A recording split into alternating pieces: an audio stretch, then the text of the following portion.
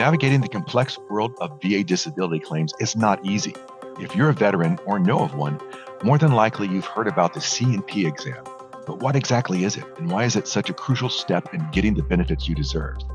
Welcome to the DAV Podcast. I'm Jonathan Kaupanger. Today, we're demystifying a critical topic for veterans seeking disability benefits, the Compensation and Pension, or C&P exam. This medical evaluation, performed by the VA or a contracted provider, is fundamental to the VA's understanding of your claimed disabilities. I have some experts with me today to help unpack what you can expect from a C&P exam. Today, we have Matt Jahn, DAV's Assistant National Service Director, and Steve Wolf, who is also DAV's Assistant National Service Director. Steve and Matt, welcome to the podcast. Thank you, Jonathan. Glad to be here. Yeah, thanks, Jonathan. So, all right, there is a great movie from 1977. It's called High Anxiety. And Matt, just so you know, 1977 is from a decade in the 20th century called the 70s. Didn't know if you needed to know that. So this is No, I appreciate it. This is a Mel Brooks comedy. And to be honest, anytime I'm in a situation where there's any anxiety, I sing the theme song to myself. So Steve, what works for me doesn't necessarily work for everybody else. Let's see if we can knock back some of the general worry from a C&P exam. We can start with, what is a C&P exam? C&P exam stands for Compensation and Pension. I'll get into a couple things right off the bat. Once your C&P exam is scheduled, it's very difficult at times to get it rescheduled. And oftentimes, if you miss an examination with the VA, your claim can be denied just simply for that reason. So it's important to attend. That's the first thing. Another important thing before we dive into specifics, post-examination feedback is very important. So once you're done with your C&P examination, the VA will send out a survey card in the mail. Make sure you fill that out and send it back so that the VA can track those contract physicians to make sure they're doing their exams correctly. What's the purpose of a C&P exam? Why do it? So the purpose is to provide the VA with medical evidence to support or deny your disability claim. Is there any kind of purpose? Like, if, let's say, I'm going to go get an exam, what should I do to prepare for it? Is there anything I have to do? So some of the things that you can do to prepare for an examination is write down a list of your symptoms. The VA is going to have your VA medical records already on hand. If you have any private medical records that you would like to bring with you, that's okay to do. And you can share those records and your symptomatology with your doctor at this C&P exam. So you're saying I have a civilian doctor, and let's say for my back, I went to the civilian doctor because of my back, but I'm trying to get claims from the VA because of my back. I can bring the stuff from my civilian doctor to my C&P exam with me. Correct. Are there any common pitfalls or mistakes that veterans make during their C&P exam? So some of the mistakes that we see are downplaying your symptoms. What we like to say is you need to let the VA examiner know how bad each symptom is on your worst day. The reason for that is these examinations are trying to pinpoint the current severity of each condition. So if you go into an examination and downplay some of your symptoms because maybe you're having a good day, for example, that could affect your overall decision, not only for a grant or denial, but also the percentage if it is granted. Another thing is just rushing through the process, not focusing on, certain detailed, you just want to be consistent with what you're trying to explain to these VA examiners. I just wanted to add in for that as well. Go ahead, Matt. There are different examinations. There's one to establish service connection for VA, and then there's also one to establish an increase. So if someone comes in and files for the first time, the VA is trying to get a determination from the examiner on, do they currently have a diagnosis? What is this diagnosis related to? Is it directly related to service or related to a secondary condition? Very important to know what you are filing for, because if you're filing direct service connection and you go in and talk about a more recent incident that happened, like slipped on the ice, fell, hurt your back, but you're trying to get your back related to service, that examiner is going to say, oh, this is more likely related to that more recent incident. So it's important to know the type of claim you're filing, just because the exam is a huge component and what the outcome is going to be. Always talking about what happened in service and how it has progressed since leaving service if you don't file within that 1 year of getting out. Steve, there seems to be a lot more involved into this than just going. What happens after the initial exam? Let's just say the first one. I go for the first exam. What happens then? So what's going to happen after the first examination is the VA is going to take that information back to their office and review the examination.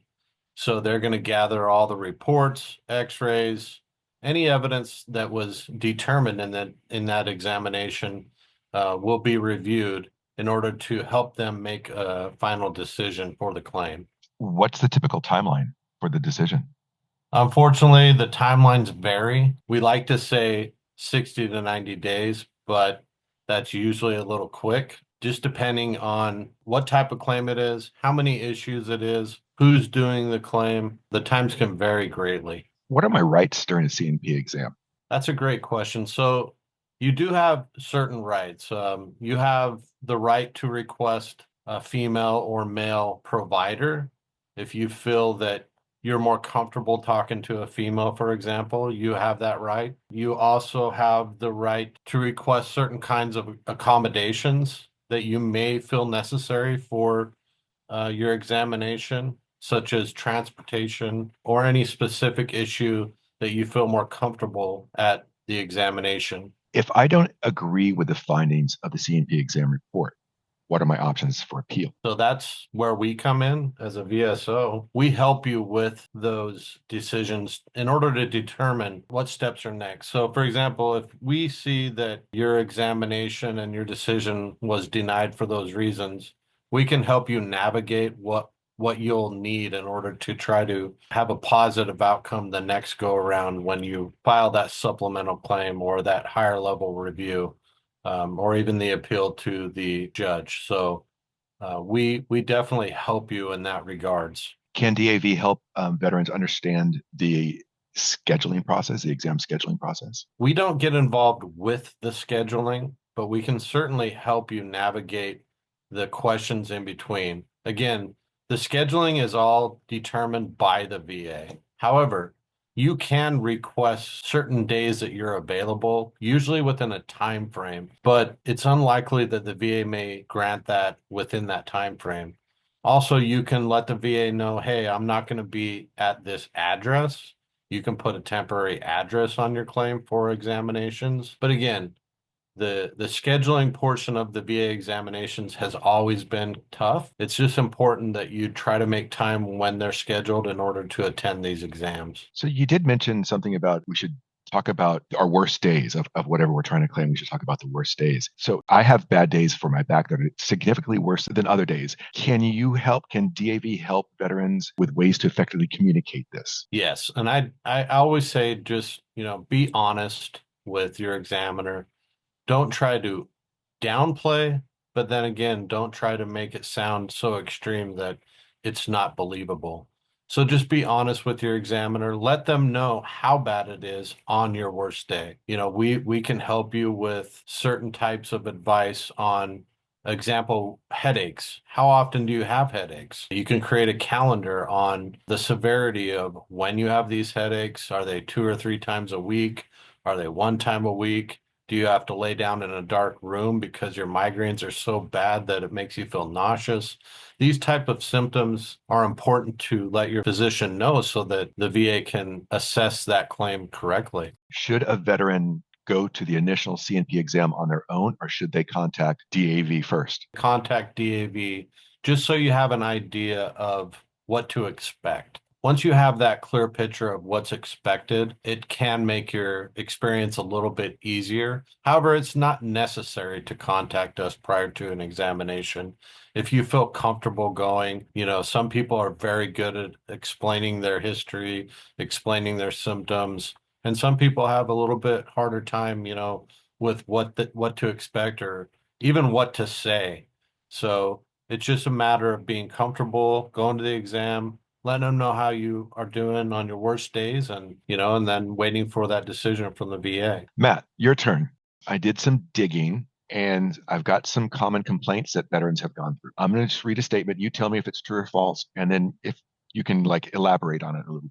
So we'll start. The first one, the C&P exam is for treatment. False. 100% false. So the C&P exam is specifically requested to get a current evaluation or a disability picture of how severe someone's condition is. So that way, on the back end, once the VA receives that, they know how to evaluate. Nor do they have any follow-ups for any sort of future treatment or anything like that from that facility. It's just a one-time appointment. Next question, the examiner has thoroughly reviewed my entire medical history. I want to say yes, true. But there are times, I mean, just like with anything, you have bad actors here and there. How does someone become a examiner? They have qualifications. So all they have to do is go through this process to get in with the VA. The VA is paying them to do these examinations. Some, yeah, very thorough, very in-depth, check all the boxes, review all the files, and get a good disability picture. Not every time is that the case. They'll check the box saying yes, but also VA has to provide this examiner the records to be able to review those before the exam happens. Sometimes the doctors will also review the exams after it has taken place, so that way they get the current and then go through the history to kind of make their conclusion on connecting the dots if the condition is related to service, not related to service, or how it could be related secondary depending on how it is claimed. Exaggerating my symptoms will lead to a higher rating. Ooh, that's a tough question. I mean, there is certain rating criteria for every diagnosis that the VA will rate on. This is all found under 38 CFR Part 4, and there's a specific criteria. So I never want anyone to exaggerate or falsify any of their treatment, but all of our conditions wax and wane.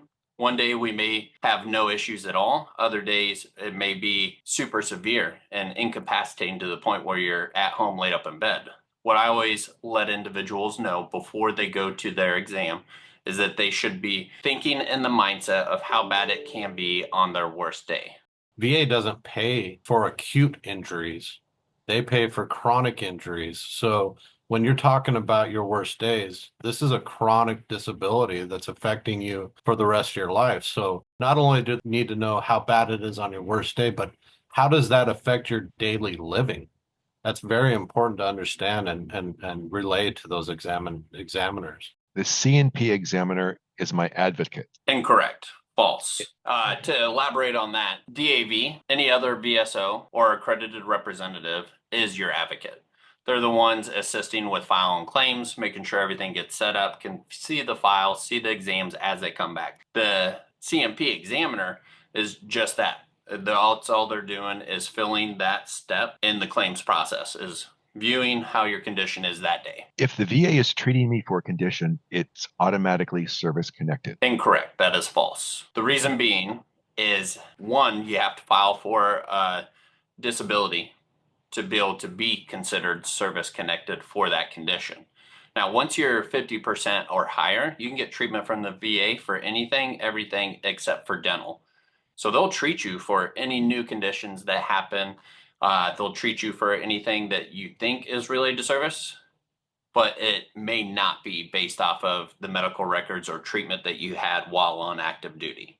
So not just getting treatment from VA means that it is service connected. The C&P exam is the final step in my claim. Generally, yes. So the reason why I phrase it that, I'll just go ahead and say true on that one. That is the last step that they need before they can give it to a rater and get that decision and notification letter sent out. That's typically when it takes anywhere from 30 days to 45 days after the exam to get a decision. The reason why I said kind of yes is because depending on that examination, the rater who's reviewing this to make that determination on where that condition falls within the level from, let's say, 0 to 30, if it is for Bell's palsy, let's say, because that's the max rating for Bell's palsy. They'll look at it, and if they don't have enough information, they will send it back for an amended either opinion or they forgot to check a box. So yes, it is the final step, but it can also be postponed a little longer depending on if there was any questions that the rater had about the examination. So when a person gets to this point, they should just be very patient and relax a little bit. 100%. Yes. Okay. All right. The length of the CNP exam indicates its outcome. Incorrect. False. I personally have been to exams that have taken 5-10 minutes.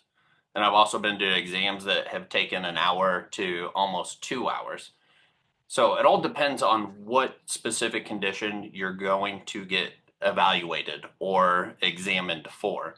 Some examinations, they will combine 10, 15 different conditions. And so they have to fill out all of these different forms for each condition. So that will take longer. Doesn't mean that it's going to be better. It all just depends on the actual examiner. So there are good examiners, and unfortunately there are bad actors out there who just are there to check a box, do something very quick as far as just examine you based off of the bare minimum requirement to fulfill that application for the VA. That leads me into my next set of questions. As of July of last year, 2024, 93% of all CNP exams were performed by contractors, so non-VA doctors. I did some digging, and there are some common complaints about VA CNP exams. Now, I'm just going to put these situations out there, and you guys can jump in and let somebody know what they should do in these situations. Oftentimes, veterans are saying that they're rushed or brief exams. There's lack of proper diagnostic tools, failure to review service treatment records, and superficial or pencil-whipped exams. Basically, some veterans believe the exams were cursory. They were going through the motions without genuine engagement or detailed assessment. What should somebody do? What I would advise anyone who feels that way is to either write a 4138, email their representative so that they can get that documented as a complaint.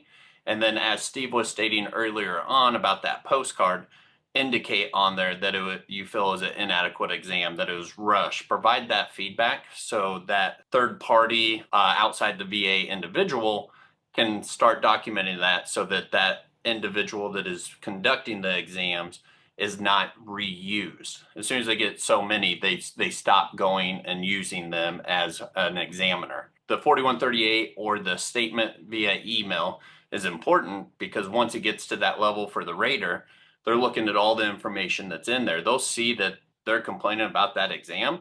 That's when they would take that, and we hope, I say this very loosely, I have seen it both ways, where they will actually reorder the exam or they'll make a determination based off of that exam, and then we would have to reopen it under higher level review, point out the statement, and then they will send it back to the VA for them to actually go through, order that exam per the veteran's request. Kind of on that same thing, I found a lot of complaints about examiner issues, both with contracted and VA examiners. Some of the veterans are saying that there's lack of qualifications, dismissiveness in the exam, poor communication, inaccurate or incomplete reports. And then for the contracted ones, lower quality compared to VA examiners, inappropriate exam locations. And then also there's a focus on speed and volume. There's an allegation that contracted companies pressure examiners to complete exams quickly, sacrificing thoroughness for efficiency and profit. What should somebody do? Yeah, I mean, this goes back to what we have spoken about earlier. There are going to be those instances where these exams just don't go well. You don't feel comfortable in the location. You feel rushed. Maybe it was inappropriate. And this all goes back to your rights as a veteran when you have these examinations. Sometimes if you're going to a exam and you wanted to have a female, but you didn't request that, or vice versa, these are things that you can take control of. But as Matt mentioned, whenever you have any type of exam that you feel was inadequate, that's a reason that we can appeal, or that we can go back to the VA and say, hey, look, this exam didn't go well. We're going to write up a statement on why it didn't go well. And we're going to use that statement in order to reopen the claim or have some type of review done by the VA in order to try to fix this exam and get another exam reordered in hopes that it's going to be a lot better quality, not dismissive, very professional, and go back to the drawing board to try to get the claim granted. Matt and Steve, I have one last question for you both. Why should somebody use DAV to help in this process? Excellent question, Jonathan. The reason why it's so important to use a representative such as DAV is the fact that we can advocate on your behalf. We have been through it. We're all disabled veterans ourselves. So we understand what the C&P exam request is.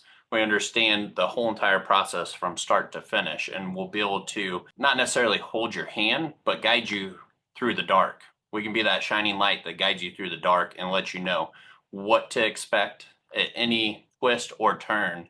You receive a letter from the VA, not sure what it is. DAV can pull that up, let you know exactly what to expect. If it's anything you need to take action on, or if we're able to do that on your behalf. As far as the examinations, what I like to do for veterans that I'm assisting is provide them with a VA disability benefit questionnaire form. It outlines all of the questions that they're going to be asked at the exam and gives them better understanding of what type of symptoms and overview that the VA is looking for that condition, to include the diagnostic code. Veterans can self-evaluate themselves by just knowing what the diagnostic code is that they're rated for, on what it takes to get to that higher level, to know if they even need to open that claim at all, or if they should look at maybe secondaries, or how they can get their increase from start to finish. Matt and Steve, thank you so much for being here on the podcast today. Navigating the VA system can feel overwhelming, and the C&P exam is often a source of anxiety, but we hope today's episode has eased some of that uncertainty. Remember, you're not alone in this process. DAV service staff is full of fellow veterans who understand what you're going through and are ready to offer support. Take the time you need to prepare, be honest about your experiences, and don't give up. We are here to provide information and support along the way. Thank you for your service, and we'll catch you on the next episode.